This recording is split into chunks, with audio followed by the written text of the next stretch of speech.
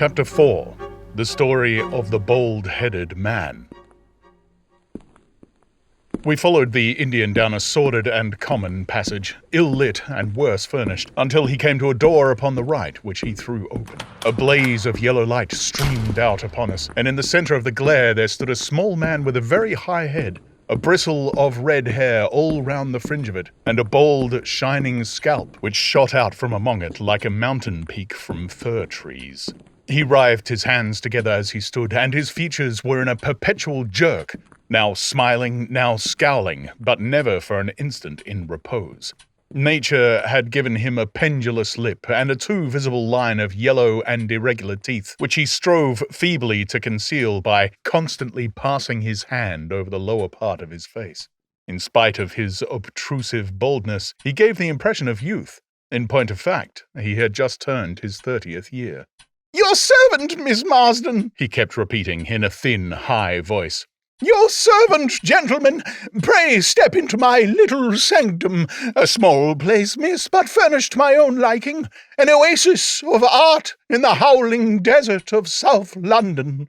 We were all astonished by the appearance of the apartment into which he invited us. In that sorry house, it looked as out of place as a diamond of the first water in a setting of brass. The richest and glossiest of curtains and tapestries draped the walls, looped back here and there to expose some richly mounted painting or oriental vase. The carpet was of amber and black, so soft and so thick that the foot sank pleasantly into it as into a bed of moss. Two great tiger skins, thrown athwart it, increased the suggestion of Eastern luxury, as did a huge hookah which stood upon a mat in the corner. A lamp in the fashion of a silver dove was hung from an almost invisible golden wire in the center of the room.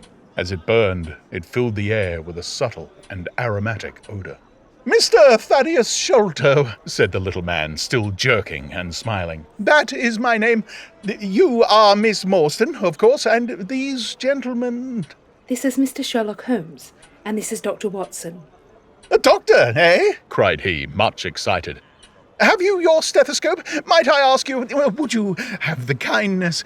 I have grave doubts as to my mitral valve, if it would be so very good. The aortic I may rely upon, but I should value your opinion upon the mitral." I listened to his heart as requested, but was unable to find anything amiss, save indeed that he was in an ecstasy of fear, for he shivered from head to foot. "It appears to be normal," I said. "You have no cause for uneasiness." "You will excuse my anxiety, Miss Morstan," he remarked airily. "I am a great sufferer, and I have long had suspicions as to that valve.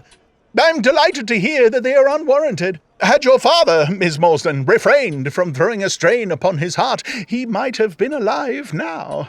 I could have struck the man across the face, so hot was I at this callous and offhand reference to so delicate a matter.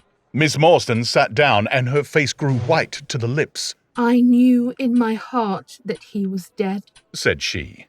"I can give you every information," said he. "And what is more, I can do you justice, and I will, too, whatever Brother Bartholomew may say. I'm so glad to have your friends here, not only as an escort to you, but also as witnesses to what I'm about to do and say. The three of us can show a bold front to Brother Bartholomew, but let us have no outsiders, no police or officials. We can settle everything satisfactorily among ourselves without any interference. Nothing would annoy Brother Bartholomew more than any publicity." He sat down upon a low settee and blinked at us inquiringly with his weak, watery blue eyes. "For my part," said Holmes, "whatever you may choose to say will go no further." I nodded to show my agreement. That is well," said he.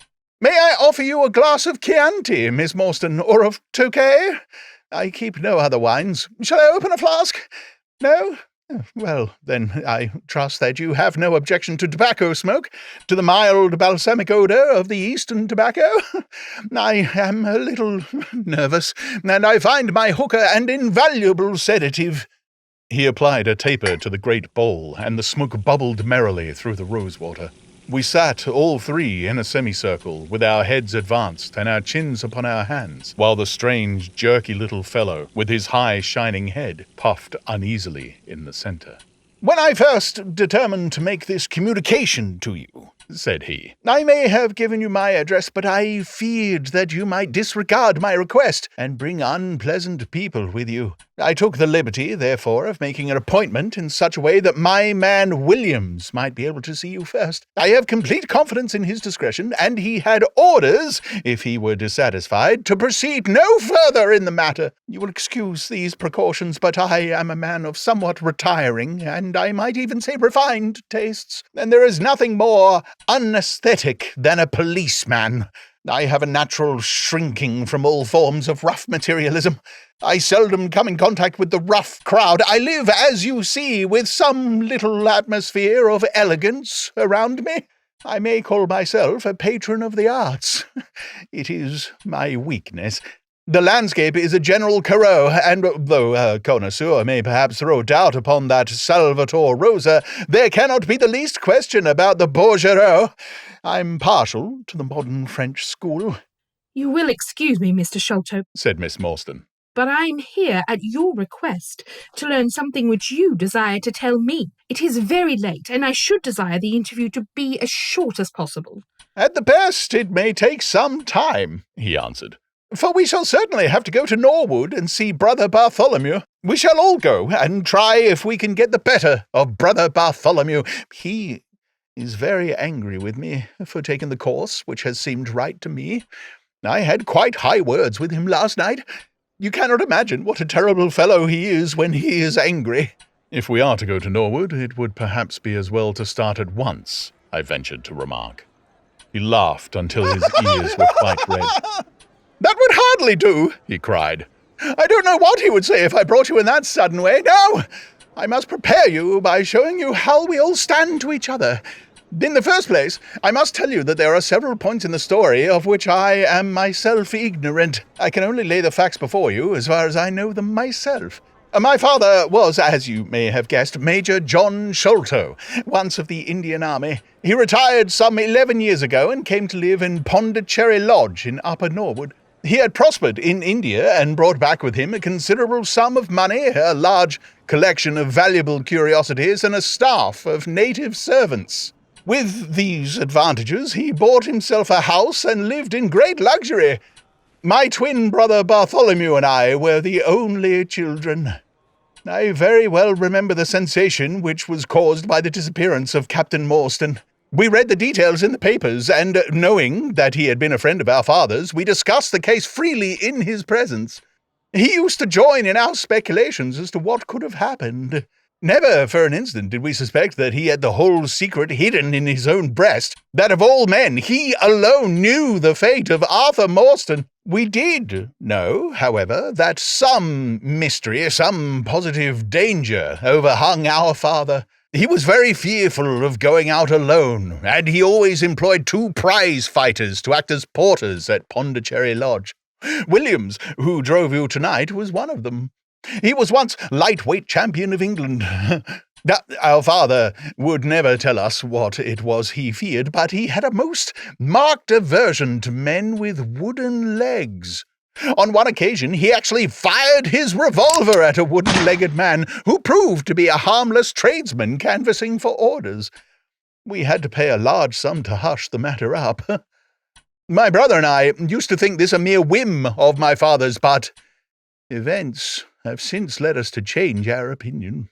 Early in 1882, my father received a letter from India, which was a great shock to him. He nearly fainted at the breakfast table when he opened it, and from that day he sickened to his death. What was in the letter we could never discover, but I could see as he held it that it was short and written in a scrawling hand. He had suffered for years from an enlarged spleen, but he now became rapidly worse, and towards the end of April we were informed that he was beyond all hope, and that he wished to make a last communication to us. When we entered his room, he was propped up with pillows and breathing heavily. He besought us to lock the door and to come upon either side of the bed. Then, grasping our hands, he made a remarkable statement to us in a voice which was broken as much by emotion as by pain. I shall try to give it to you in his own very words.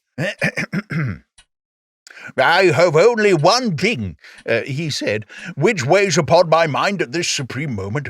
It is my treatment of poor Morstan's orphan. The cursed greed which has been my besetting sin through life has withheld from her the treasure, half at least of which should have been hers, and yet I made no use of it myself. So blind and foolish a thing is avarice. The mere feeling of possession had been so dear to me that I could not bear to share it with another.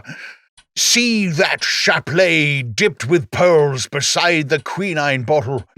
Even that I could not bear to part with, though I had got it out with the designs of sending it to her. You, my sons, will give her a fair share of the Agra treasure, but send her nothing, not even the chapelet, until I am gone. After all, men have been as bad as this and have recovered. I will tell you how Morstan died, he continued. He had suffered for years from a weak heart, but he concealed it from everyone. I alone knew it. When in India, he and I, through a remarkable chain of circumstances, came into possession of a considerable treasure. I brought it over to England, and on the night of Morstan's arrival, he came straight over here to claim his share. He walked over from the station and was admitted by my faithful Lal Chowder, who is now dead. Morstan and I had a difference of opinion as to the division of the treasure, and we came to heated words.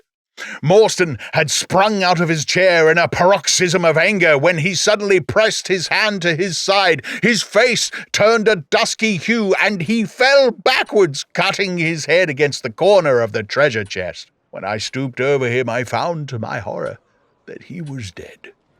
For a long time I sat, half distracted, wondering what I should do. My first impulse was, of course, to call for assistance, but I could not but recognize that there was every chance that I would be accused of his murder. His death at the moment of a quarrel and the gash in his head would be black against me.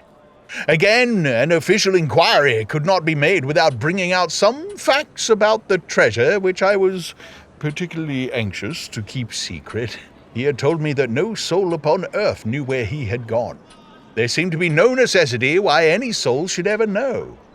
I was still pondering over the matter when, looking up, I saw my servant, Lal Chowder, in the doorway. He stole in and bolted the door behind him. "Do not fear, Sahib," he said. "No one need know that you have killed him. Let us hide him away, and who is the wiser?" "I did not kill him," said I. Lal Chowder shook his head and smiled. "I heard it all, Sahib," said he. "I heard you quarrel, and I heard the blow, but my lips are sealed. All are asleep in the house. Let us put him away together." That was enough to decide me. If my own servant could not believe my innocence, how could I hope to make it good before 12 foolish tradesmen in a jury box? Lal Chowder and I disposed of the body that night, and within a few days the London papers were full of the mysterious disappearance of Captain Morstan. You'll see from what I say that I can hardly be blamed in the matter. My fault lies in the fact that we concealed not only the body but also the treasure, and that I have clung to Morstan's share as well as my own. I wish you, therefore, to make restitution. Put your ears down to my mouth. The treasure is hidden in... At this instant, a horrible change came over his expression. His eyes stared wildly, his jaw dropped, and he yelled in a voice which I can never forget. "Keep him out! For Christ's sake, keep him out!" We both stared round at the window behind us, upon which his gaze was fixed. A face was looking in at us out of the darkness. We could see the whitening of the nose where it was pressed against the glass. It was a bearded, hairy face, with wild, cruel eyes and an expression of concentrated malevolence. My brother and I rushed towards the window, but the man was gone. When we returned to my father, his head had dropped, and his pulse had ceased to beat. We searched the garden that night, but found no sign of the intruder, save that just under the window a single footmark was visible in the flower bed. But for that one trace, we might have thought that our imagination had conjured up that wild, fierce face. We soon, however, had another and a more striking proof that there were secret agencies at work all around us. The window of my father's room was found open in the morning. His cupboards and boxes had been rifled, and upon his chest was fixed a torn piece of paper with the words, 'The Sign of the Four,' scrawled across it. What that phrase meant, or who our secret visitor may have been, we never knew. As far as we can judge, none of my father's property had actually been stolen, though everything had been turned out. My brother and I naturally associated this peculiar incident with the fear which had haunted my father during his life, but it is still a complete mystery to us." The little man stopped to relight his hookah and puffed thoughtfully for a few moments. We had all sat absorbed, listening to his extraordinary narrative. At the short account of her father's death, Miss Morstan had turned deathly white, and for a moment I feared that she was about to faint. She rallied, however, on drinking a glass of water, which I quietly poured out for her from a Venetian carafe upon the side table. Sherlock Holmes leaned back in his chair with an abstracted expression and the lids drawn low over his glittering eyes. As I glanced at him, I could not but think how on that very day he had complained bitterly of the commonplaceness of life. Here, at least, was a problem which would tax his sagacity to the utmost. Mr. Thaddeus Sholto looked from one to the other of us with an obvious pride at the effect which his story had produced, and then continued between the puffs of his overgrown pipe. "My brother and I," said he, "were, as you may imagine, much excited as to the treasure which my father had spoken of. For weeks, for months, we dug and delved in every part of the garden without discovering its whereabouts. It was maddening to think that the hiding place was on his very lips at the moment that he died. We could judge the splendor of the missing riches by the chapelet which he had taken out. Over this chapelet, my brother Bartholomew and I had some little discussion. The pearls were evidently of great value, and he was averse to part with them, for, between friends, my brother was himself a little inclined to my father's fault. He thought, too, that if we parted with the chapelet, it might give rise to gossip, and finally bring us into trouble. It was all that I could do to persuade him to let me find out Miss Morstan's address and send her a few detached pearls at fixed intervals, so that at least she might never feel destitute." "It was a kindly thought," said our companion earnestly. "It was extremely good of you." The little man waved his hand deprecatingly. "We were your trustees," he said. "That's the view which I took of it, though Brother Bartholomew could not altogether see it in that light. We had plenty of money ourselves. I desired no more. Besides, it would have been just such bad taste to have treated a young lady in so scurvy a fashion. Le mauvais go mener au crime. The French have a very neat way of putting these things. Our difference of opinion on this subject went so far that I thought it best to set up rooms for myself. So I left Pondicherry Lodge, taking the old Khitmatgar and Williams with me. Yesterday, however, I learned that an event of extreme importance has occurred. The treasure has been discovered. I instantly communicated with Miss Morstan, and it only remains for us to drive out to Norwood and demand our share. I explained my views last night to Brother Bartholomew, so we shall be expected, if not welcome, visitors." Mr. Thaddeus Sholto ceased and sat twitching on his luxurious settee. We all remained silent, with our thoughts upon the new development which the mysterious business had taken. Holmes was the first to spring to his feet. "You have done well, sir, from first to last," said he. "It is possible that we may be able to make you some small return by throwing some light upon that which is still dark to you, but, as Miss Marston remarked just now, it is late, and we had best put the matter through without delay." Our new acquaintance very deliberately coiled up the tube of his hookah and produced from behind a curtain a very long befrogged topcoat with astrakhan collar and cuffs. This he buttoned tightly up in spite of the extreme closeness of the night, and finished his attire by putting on a rabbit-skin cap with hanging lappets which covered his ears, so that no part of him was visible save his mobile and peaky face. "My health is somewhat fragile," he remarked as he led the way down the passage. "I am compelled to be a valetudinarian." Our cab was awaiting us outside, and our program was evidently prearranged, for the driver started off at once at a rapid pace. Thaddeus Sholto talked incessantly, in a voice which rose high above the rattle of the wheels. "Bartholomew is a clever fellow," said he. "How do you think he found out where the treasure was?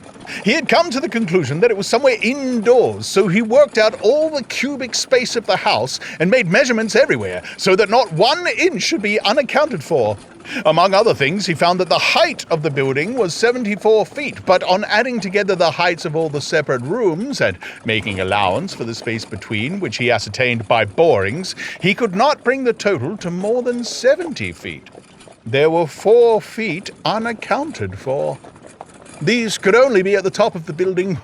He knocked a hole, therefore, in the Latland plaster ceiling of the highest room, and there, sure enough, he came upon another little garret above it, which had been sealed up and was known to no one.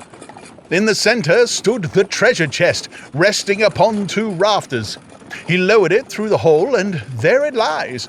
He computes the value of the jewels at not less than 500,000 sterling. At the mention of this gigantic sum, we all stared at one another open-eyed. Miss Marston, could we secure her rights, would change from a needy governess to the richest heiress in England. Surely it was the place of a loyal friend to rejoice at such news. Yet I am ashamed to say that selfishness took me by the soul, and that my heart turned as heavy as lead within me. I stammered out some few halting words of congratulation, and then sat downcast with my head drooped, deaf to the babble of our new acquaintance. He was clearly a confirmed hypochondriac, and I was dreamily conscious that he was pouring forth interminable trains of symptoms, and imploring information as to the composition and action of innumerable quick nostrums, some of which he bore about in a leather case in his pocket. I trust that he may not remember any of the answers which I gave him that night. Holmes declared that he overheard me caution him against the great danger of taking more than 2 drops of castor oil, while I recommended strychnine in large doses as a sedative. However that may be, I was certainly relieved when our cab pulled up with a jerk and the coachman sprang down to open the door. "This, Miss Morstan, is Pondicherry Lodge," said Mr. Thaddeus Sholto as he handed her out.